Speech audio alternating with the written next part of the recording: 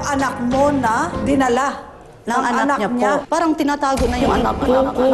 Ang inireklamo. Naranasan mo na bang mawala ng anak? Yung ibang bata na alagaan niya, yung anak niya hindi. Bukas sa Public Attorney pagkatapos ng aksyon journalismo sa primetime panalo ng TV5. Alam mo, Alice Sousa, pilosopo ka eh.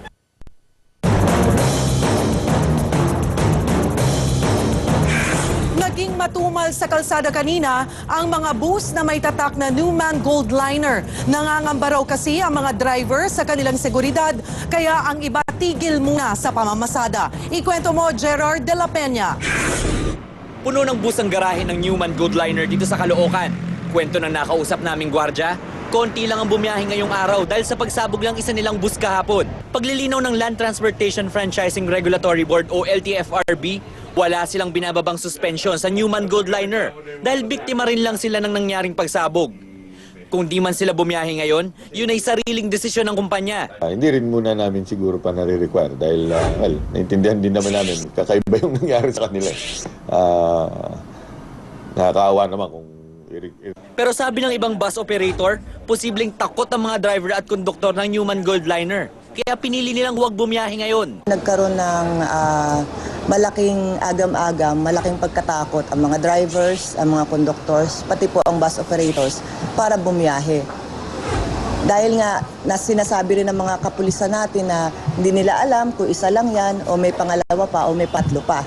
Hindi naman daw obligadong magpaliwanag sa LTFRB ang mga may-ari ng Newman Gold Liner. Pero umaasa sila na may kipag-ugnayan ng kumpanya sa kanila sa mga susunod na araw para ibigay ang kanilang panig sa nangyaring pagsabog kahapon sa EDSA Buendia. Gerard de la Peña, News 5. Tuluyan ang pinagtibay ng Korte Suprema ang guilty na hatol laban sa 3 miyembro ng Abu Sayyaf na nasa likod ng Valentine's Day bombing noong 2005. Pasihan ng mga maestrado ang unang pahayag ng mga testigo gaya ng konduktor na si Elmer Andales at ang mismong salaysay ng isa sa akusado na naging witness din. 11 taong namatay at halos 100 ang sugatan sa magkakasunod na pagsabog sa Makati, Davao at Jensan. Habang buhay na kulong ang parusa sa 3. Muli po namin inuulit na hindi nanggaling sa TV5 ang advisory sa mga umano'y bomb threats sa iba't ibang lugar sa Metro Manila ngayong araw.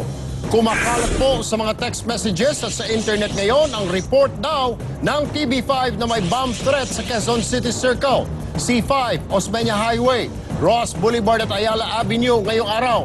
Kasunod ito manoon ang pagsabog sa bus o ng bus sa EDSA Buendia kahapon. Ginigiit po ng News 5 Management na hindi maglalabas ng anumang balita ang aming organisasyon nang walang basehan o may duda ng pag-aalinlangan. Commonwealth Avenue sa QC para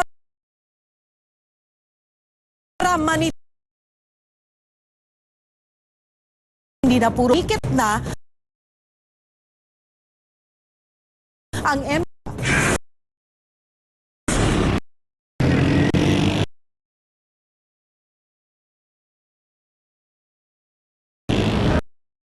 Na job.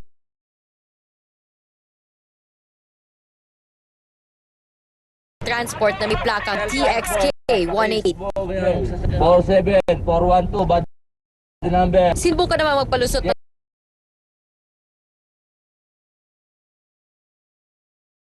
driver na baka hindi accurate, ma'am eh.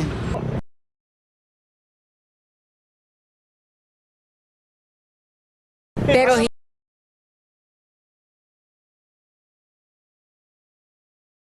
Monitor na ang driver ng pasensya. Sana lang daw mahuli rin